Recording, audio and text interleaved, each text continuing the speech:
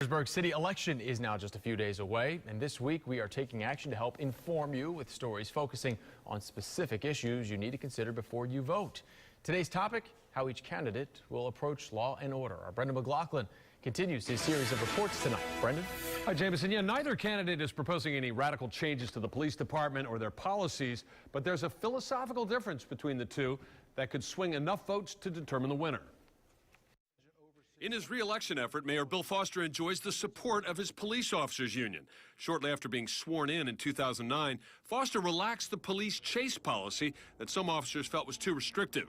But it was one of several changes that may have cost him votes in the Midtown and South St. Pete neighborhoods. When you have people just rolling through in police cars or in unmarked cars, speeding through neighborhoods, you know, this kind of show of strength mentality, it doesn't work. Reverend Emmanuel Sykes also believes Foster made a mistake in firing former Chief Goliath Davis, considered a key liaison to the black community. Foster has since pledged to create a new position to fill that role in Midtown, but he's unapologetic about an aggressive style of policing that cracks down on minor offenses to suppress more serious crime. In spite of a cry that doesn't want us to enforce the nitpicky stuff, I think you really have to use that broken window theory in policing, and that's what we're going to keep doing.